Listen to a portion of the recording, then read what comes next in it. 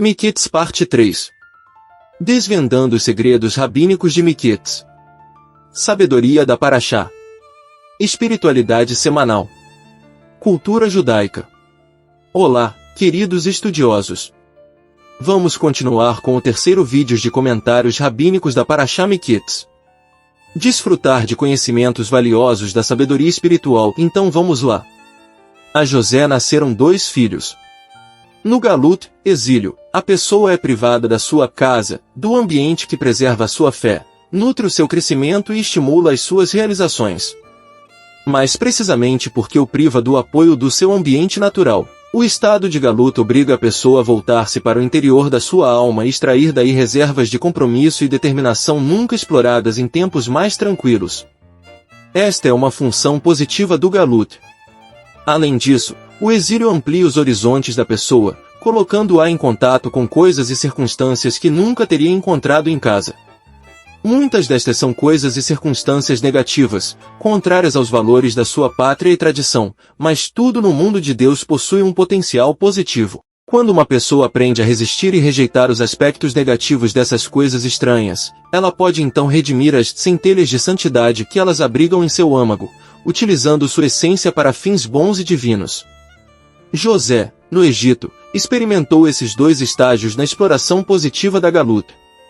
Ao nomear o seu primeiro filho Manassés, esquecimento, José referiu-se às suas lutas num ambiente que pretendia erradicar toda a memória do lar e das raízes, e como a sua batalha contra o esquecimento e a desconexão revelou os seus potenciais mais profundos. Seu segundo filho, Efraim, assim chamado porque Deus me fez ser frutífero na terra da minha aflição, representa o segundo dividendo da Galut, a maneira pela qual a própria terra da aflição é explorada como fonte de crescimento e produtividade. Dos ensinamentos do Lubavitch Rebbe. O povo clamou ao faraó por pão. Faraó disse a todo o Egito: vão até José, faça o que ele lhe disser. Quando a fome no Egito se tornou grave, os egípcios foram até José, clamando: dá-nos pão. Ai de mim por ter de alimentar os incircuncisos, exclamou ele. Ide circuncidai-vos, disse-lhes ele. Então eles foram até Faraó e clamaram diante dele. Vão até Joseph, ele ordenou. Fomos até ele, responderam eles, e ele nos ordena que nos circuncidamos. Não lhe dissemos originalmente que ele é hebreu e que não é apropriado que um hebreu exerça autoridade sobre nós. Tolos, disse o Faraó. Um arauto não proclamou continuamente diante dele durante os 7 anos de abundância: uma fome está chegando, uma fome está chegando. Por que então você não manteve em reserva a produção de 1 ano ou 2? Começando a chorar, eles responderam: até os grãos que deixamos em casa apodreceram. Não sobrou farinha de ontem ou de anteontem? Ele perguntou. Até o pão dos nossos cestos ficou bolorento, disseram-lhe. Tolos, ele respondeu. Se o grão apodrece por ordem dele, e se ele decretar contra nós e morrermos? Vá até ele, mesmo que ele lhe diga para cortar algo de sua carne, obedeça-o e faça tudo o que ele lhe ordenar. Midrash Rabba, Rashi. Jacó viu que havia grãos no Egito, e Jacó disse aos seus filhos: por que vocês deveriam se exibir? Ou seja, por que você deveria dar a impressão aos filhos de Ismael e aos filhos de Esaú de que está saciado? Pois naquela época eles ainda tinham comida. Rashi. Nossos rabinos ensinaram: se alguém viaja de um lugar onde não está jejuando para um lugar onde está jejuando, deve jejuar com eles. Se ele se esquecesse, comesse e bebesse, não deveria tornar isso público, nem poderia deleitar-se com iguarias. Como está escrito, Jacó disse a seus filhos: por que vocês deveriam se exibir? Talmud, Tani 10b. Os 10 irmãos de José desceram para comprar grãos no Egito. Por que são chamados de irmãos de José e não de filhos de Jacó? No início não o trataram com amor fraternal, mas o venderam. Posteriormente, porém, eles se arrependeram. Todos os dias diziam: vamos perguntar sobre ele e devolvê-lo a seu pai. Então, quando Jacó lhes disse para descerem ao Egito, todos resolveram mostrar-lhe amor fraternal e tentar encontrá-lo. Midrash Rabá. Mas a Benjamim, irmão de José, Jacó não enviou com seus irmãos, pois ele disse: para que o infortúnio não lhe aconteça. Jacó temia que os filhos de Raquel estivessem destinados a morrer na estrada. Ele disse para si mesmo: A mãe deles morreu na estrada, José que mandei embora e ele nunca mais voltou. Talvez Benjamim tivesse o mesmo destino?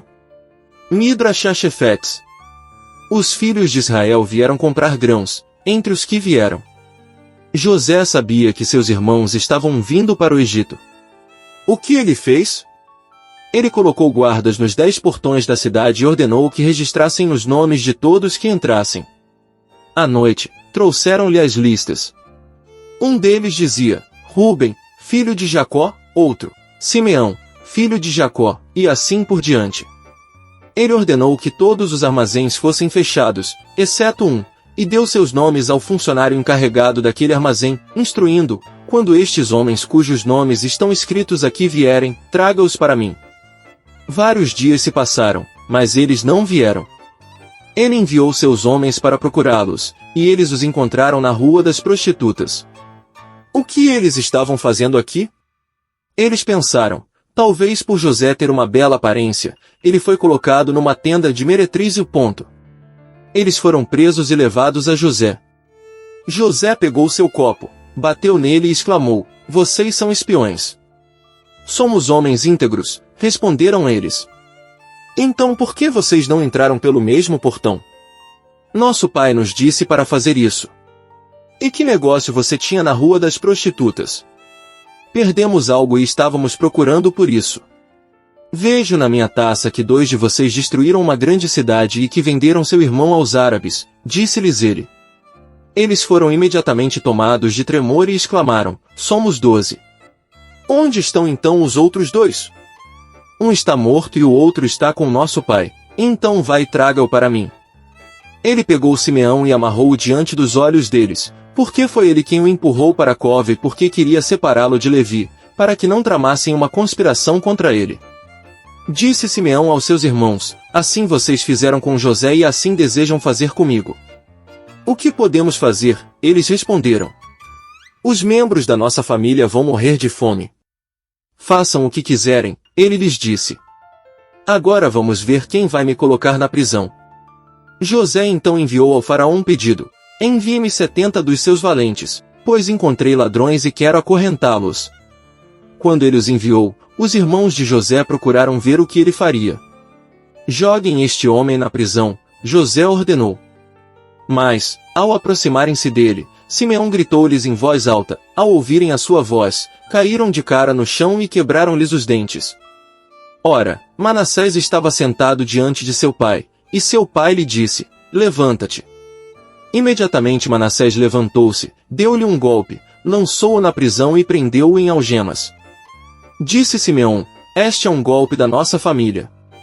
Midrash Rabá, Tanshuma, os irmãos de José vieram e curvaram-se diante dele. José lembrou-se dos sonhos que teve com eles e disse-lhes, vocês são espiões. Muitos dos comentários levantam a questão, por que José não avisou ao seu pai, durante todos estes anos, que ele estava vivo? Talvez não houvesse nenhuma maneira de ele ter feito isso nos 13 anos em que foi escravo e prisioneiro, mas certamente estava ao seu alcance, como vice-rei do Egito, cargo que assumiu 9 anos antes de seu reencontro com seu pai, enviar uma mensagem para Canaã? Vários comentários citam Midrash Tanhuma, que descreve um juramento e maldição, Herem, que os 9 irmãos que venderam José proferiram para proibir qualquer pessoa de revelar seu feito ao pai. Precisando de um 10º participante para efetuar o Herem, Ruben não estava presente na venda de José, eles fizeram de Deus um parceiro em seu juramento. E Deus colaborou com eles, pois a venda de José era parte integrante de sua conspiração incrível para trazer os filhos de Israel para o Egito. Rashi explica que foi por isso que Isaac, que como profeta sabia o que aconteceu, não revelou a verdade a Jacó, raciocinando, como posso revelá-la, se Deus não deseja revelá-la a ele? Visto que a dissolução de um Sherem requer o consentimento das partes que o impuseram, José teve primeiro de revelar-se aos seus irmãos e reconciliar-se com eles. O comentário da Tzedek Mibalei Atosafot também dá a seguinte explicação, José tinha medo de que, se informasse seu pai sobre o que aconteceu com ele, seus irmãos se dispersariam e se espalhariam para o norte e para o sul, por vergonha diante de seu pai e por medo da morte de José. Vingança. Isso significaria o fim da nação judaica. Então José primeiro teve que se reconciliar com eles e convencê-los e a seu pai de que tudo foi ordenado do alto. Nachamide descreve: José teve 2 sonhos, um em que os feixes de seus 11 irmãos se curvaram diante dos seus, e um segundo sonho em que o sol, a lua e 11 estrelas se curvaram diante dele. Ele sabia que ambos estavam ordenados para se cumprirem exatamente como predito e na ordem em que os sonhos lhe apareceram. Isso explica por que José agiu daquela maneira. Pois alguém poderia perguntar, visto que José já estava estabelecido no Egito há muitos anos, e era um alto funcionário e ministro lá, por que ele não enviou uma única carta a seu pai para notificá-lo e consolá-lo? Hebrom fica a apenas 6 dias de viagem do Egito. Certamente seu pai o teria resgatado por qualquer quantia em dinheiro. Mas os sonhos ditavam que eles se curvariam diante dele, algo que José entendeu que aconteceria no Egito, o lugar onde ele estava ganhando soberania e poder.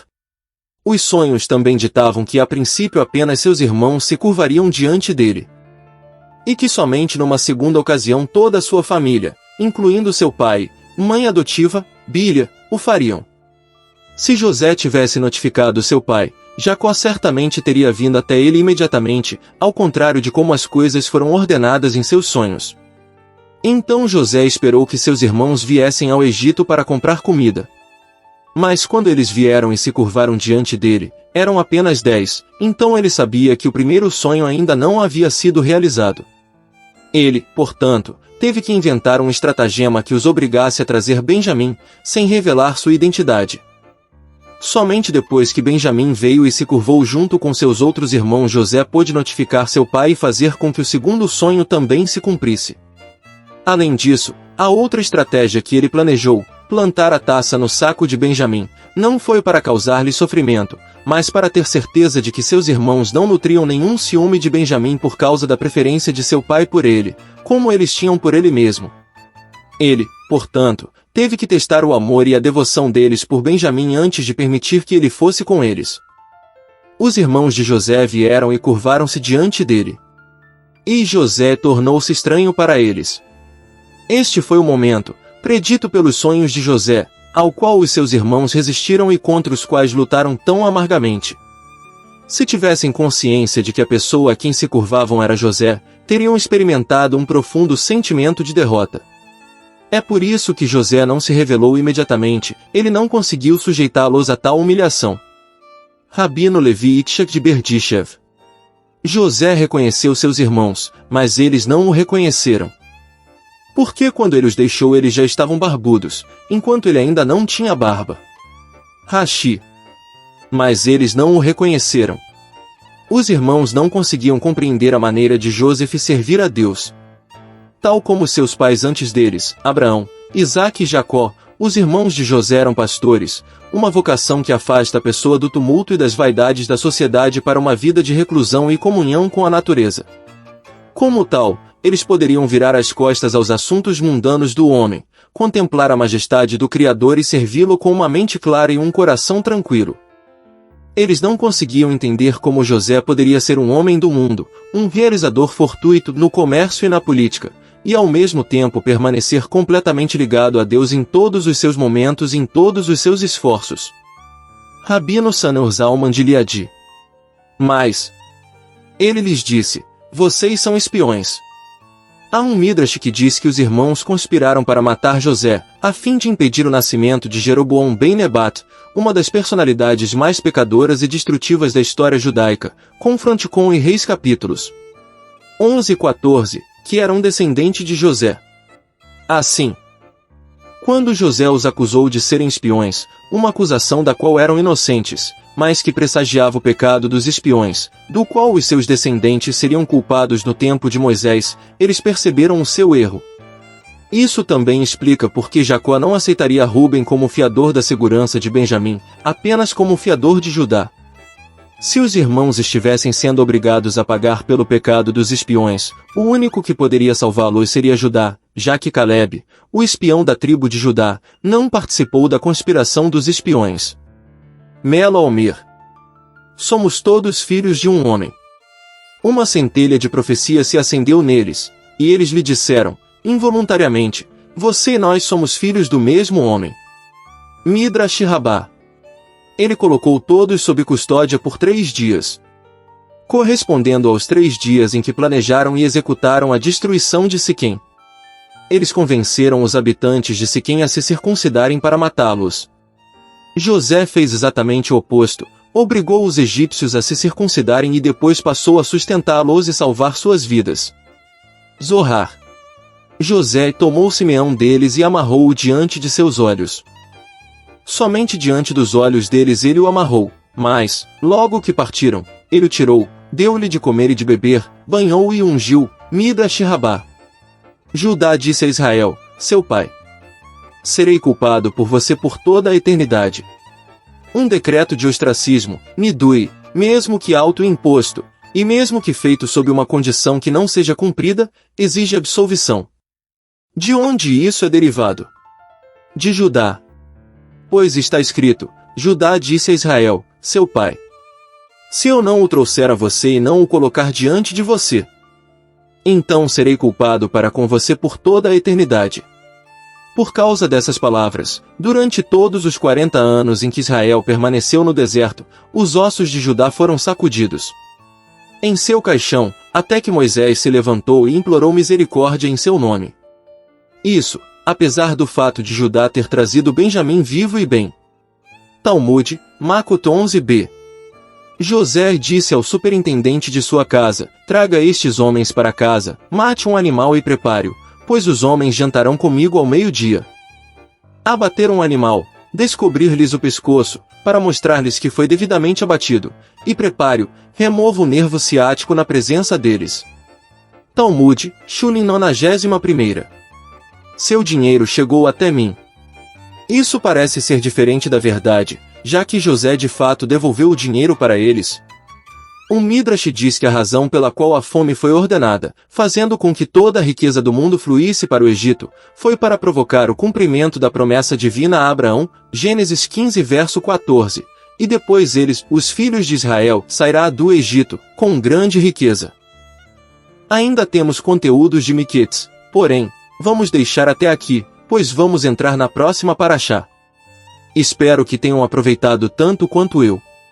Se este comentário foi interessante, não se esqueça de deixar seu like. E assim concluímos mais uma parte da exploração cabalística da Paraxá Miquetes, desvendando os mistérios por trás da história de José. Compartilhe com seus amigos e se inscrever para não perder nossos próximos vídeos cheios de sabedoria e espiritualidade.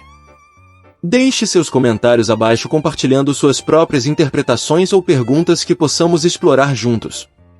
Até a próxima, e que a luz da sabedoria cabalística ilumine o seu caminho. Shalom!